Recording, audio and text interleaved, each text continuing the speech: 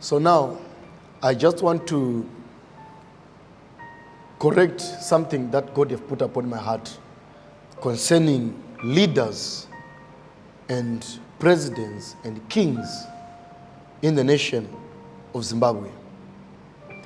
Ndini mfundisi wenyu, ndini mfundisi wavanu. Subscribe to the channel. Go in the description box.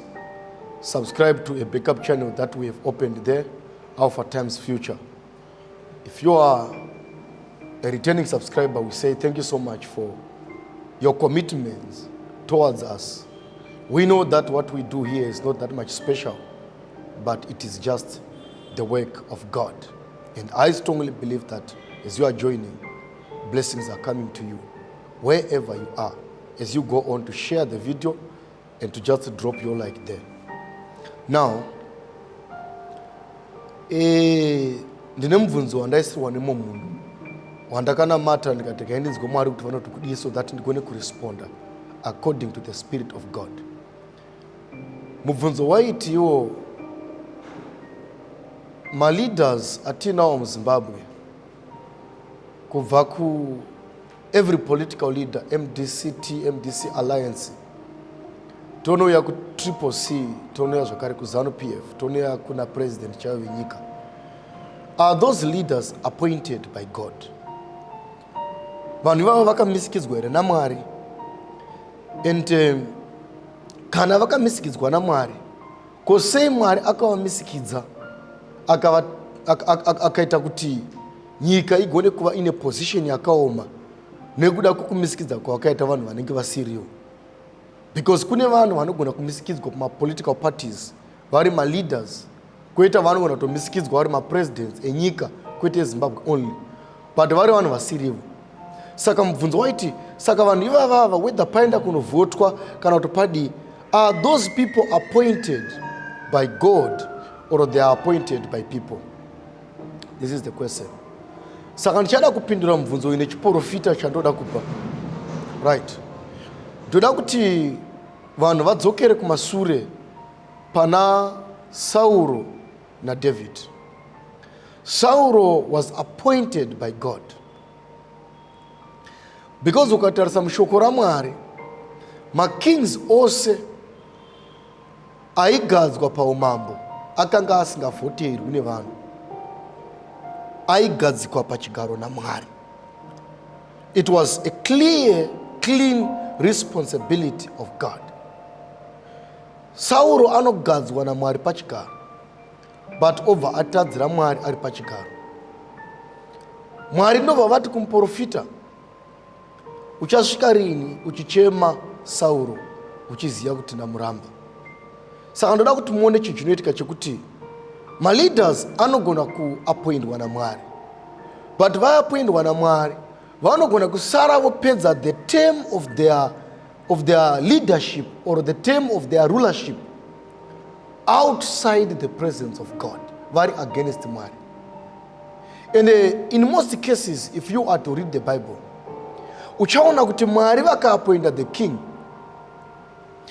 Kana king akasafamba zvakanaka, akaita zvakaipa pamberi paMwari, Mwari vanotsvaga nepavanokwanisa kuti vagone kuti vamuuraye.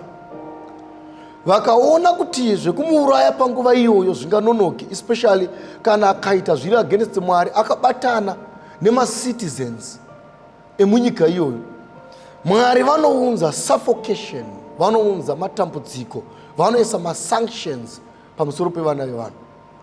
Saka uchasvika paunonzwisa kuti kune ma-sanctions anobva kune dzimwe nyika, koita ma-sanctions anotobva kuna Mwari, ekuti chero muine ma-opportunities munenge makavharirwa panze naMwari zvokuti chese chamunoda kuita achigoni kuunza solution. Ndosaka uchiona kuti muZimbabwe vanotraya kuprinda mari, vanozama kudii. They have tried everything to stabilize the economy yemuZimbabwe, the inflation, but I tell you, it is not going to happen now. Why? Because there are sanctions in the nation of Zimbabwe. Ma sanctions kweta akabva ku America, ku Britain, kana kupi kana kunemwe nyika. There are sanctions that are coming direct from God. Why? Because of the deeds of the people of Zimbabwe. Now, saka uchaona kuti there are 2-3 cases that are there. Panemwe nguva uri kuona kuti Mwari vaapoinda Sauro atadzira Mwari vanobva vanoapoinda David achitofanira kuti apinde kunogara pachigaro. Sauro wakabva azviziva kuti David une nyasha dzaMwari dzekuti agare pachigaro. Sauro ndobva atanga kutsvaga David kuti amuuraye. Mwari ndobva vatozvitendedza kuti Sauro aite saizvozvozvo. Why? Because Mwari vaida kuti Sauro asvike paanofa nebanga rake. Waifanira kurumwa nechekuchera kuti agoziva kuti Mwari ndiMwari. Ndosaka uchiona kuti the former President Robert Mugabe, kukutaurira chokwadi imenyu wachinja munzwi mweya. Murume uyoyo aifanira kunge akabuda pachigaro kudhara, akasiyira vamwe.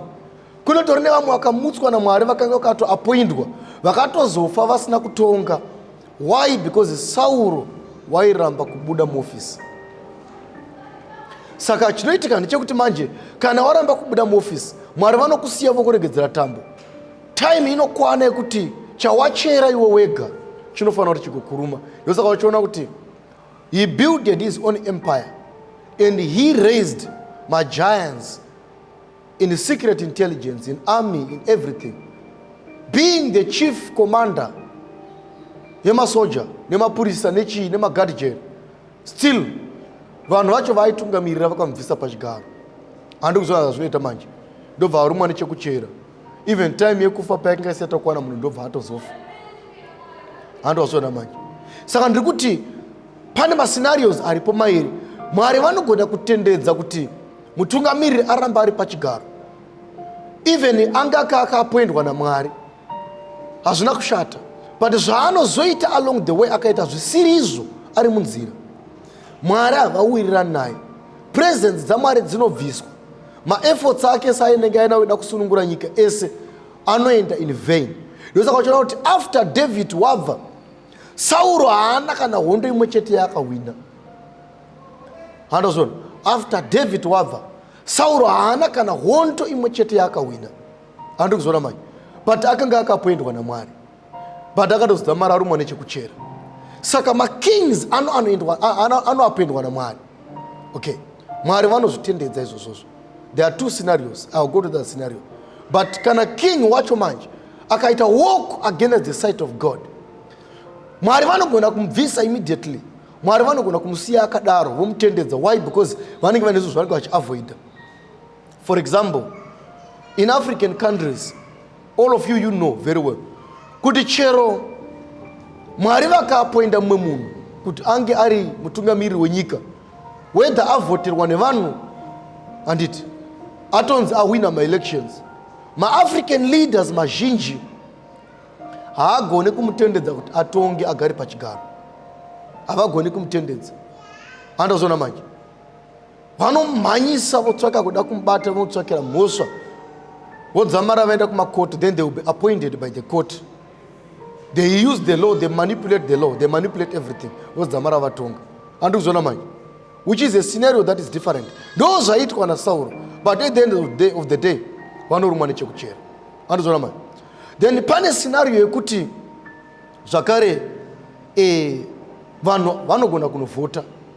Vanhu vaenda kunovhota manje, still uchaona kuti zviri mumaoko ewacho aripo pachigaro right now kuti abvume kuti okay, uyu ndiye asharudzwa naMwari ngauye atonge because ndakundwa ma-elections. It is in the hands of that person. So even if he is not appointed, cannot, even if he was appointed, he has the final decision. Saka akasaconsider panoteta nyaya. Ndosaka uchiona kuti last time ma-elections ekuAmerica, Biden versus Trump, pakatoita dambudziko. Why? Because Trump was not ready to concede. He had to take the issue into the court of laws. Why? Because akanga asiri ready. He was not ready. Are you getting that? He was not ready. Saka uchaona kuti if Trump dai akaramba akatogara aripo, hapana zvavaigona kutomuita, paigona kutoita hondo. Ndosaka uchaona kuti paCapitol paipa pakatoita nyaya last time, pakatwa mabhomba pakaita chi. Why? Because he will still be the president. Saka anenge achiri nema-decisions and anenge aine vanhu vanomfollowa. Saka vanhu akada kumubvisa zvenharo asina kuconsider, panoita hondo munyika. Saka uchaona kuti it will always come back to the hands of the one who is sitting on the throne. Even if he is not appointed by God, or even if he is not with God, or even if God doesn't want you, because God wants to avoid bloodshed, He can allow that king or that president to remain on the throne, even if he had appointed another person who is supposed to take over the throne. Ndosawachiona kuti vakazvitendedza makore mangana akafamba, David chaiye asina pekugara, asina imba, ari musango achimhanya. But Sauro akanga atorambwa naMwari, akanga atova nedhimoni, ane mweya wetsvina, akagara mupalace. Andiri kuzviona zvamunotaura manje. But chaizoratidza chaizosiyanisa ndechekuti David paapinda paita results, but Sauro paanenge apinda paiwanika paine macalamities, kuchema, kutambudzika. Why? Because Mwari vakanga vamusiya. Ameno kandiri kunzika zvakanaka panapa. Saka leaders anoappointwa naMwari. But Africa, African nations, if especially our country, vanhu vanofana kukura kusvikira pavanogona kuconsider kuti dakurirwa elections, regai timbovapa mukana vambotongawo kana vaappointwa naMwari. Nekuti kuwina elections ndobhilivha nekuti Mwari vanenge vatozvitendera. Ndakambotaura last time ndikati the voice of people is the voice of God. Mwari vanoshandisa vanhu right now, because Mwari havachaappoint maappointira avaita kudhara kuti muprofita anonge yawo appointa sezvakaitwa pana naJehu, kuti kuina mambo ari kupalace, Jehu ari koko ari army commander, anozodzwa nemuprofita unzi ndowatova mambo, obva atotora machariots akutonorova munhu anga ari mambo akutomuuraya. Andiri kuzviona manje, it's a different case. Andozviona. Saka munhu anogona kuappointwa nhasi, but akafamba the journey yake yekutungamirira as a king or as a president ari out of the will of God, zvakureva kuti that person can also be able to hinder the whole system and the whole plan of God. Mwari vaitoda kuti David agare pachigaro, but zvaisagoneka because Sauro ane hondo ari kutsvaka David kuti amuuraye. And David also akanga asina violence muropa make, chero Sauro akaiswa mumaoko ake. Remember paakapinda bakupe akacheka hembe yaSauro, ndobva aende pamusoro pegoma akadanza akati Sauro, dai ndanga ndiri kuda kukuuraya ndaikuuraya nhasi, saka uri kutsvakiri kuda kundiuraya. Handiri kuzviona manje. Sauro akatoiswa mumaoko maDavid. So David dai kuri kuti aikara kugara pachigaro, aigona kungomuuraya, but haana kumuuraya. Why? Because aida kuti the will of God izadzikiswe, aifanira kuti apinde pakutonga as according to the will of God. Saka Sauro kana akaramba aripo Mwari vachigona ngomurova nestroke, Mwari vachigona ngomisa moyo wake obva atofa, but akaramba aripo Mwari vachimutendedza kuti ararame. It simply means God have allowed it to be there, to be like that, but yet God did not appoint him, or yet God had appointed him and yet he had left him. Saka pane masituations akawanda, mascenarios akawanda aripapo. Saka the presidents, the kings, they are appointed by God, but after being appointed by God, the way they walk with determines. Those are what Hezekiah chaiye panoputwa neprofita wakuda kufa time yako yakwana, anotenda kuonamata kuna Mwari over cherechedza zvakanaka zvandakaita, une zvakanaka zvaakaita, painamatwa nyoka, painamata maidols, akapwanya zvese izvozvozvo, akafambisa vanhu munzira yaMwari, and God had to honor that to an extent yekuti vakamwedzera makore 15 ekudi ekurarama. Uri kuziva zvinoita.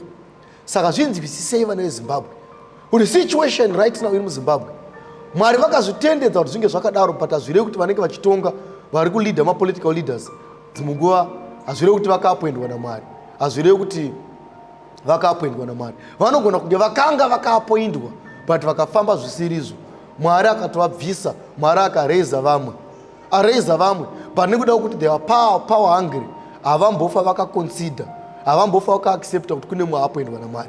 Why? Because things have changed. Zvaiitika izvi 2,000-3,000 years ago, but right now things have changed. In the times of the Bible and in the times that we are living right now, the laws, the rules and the regulations, the constitutions that we are working with, zvatosiyana. Now the world is more evil than what it was before. A lot of corruption, a lot of manipulation of laws and everything. Saka chinongodiwa ndechekuti vanhu vanofana kunamata, uye vanhu vanofana kuenda kunovhota, vanofana kuenda kunovhota, nekuti Mwari vanoshandisa iwewe kutotaura, kana kuti Mwari vanoshandisa iwewe kuappointa munhu wese avanoda. Saka enda unovhotera Mnangagwa, enda unovhotera Monzora, enda unovhotera Thokozani Kupe, enda unovhotera Nelson Chamisa. You have to vote because you are the voice of God.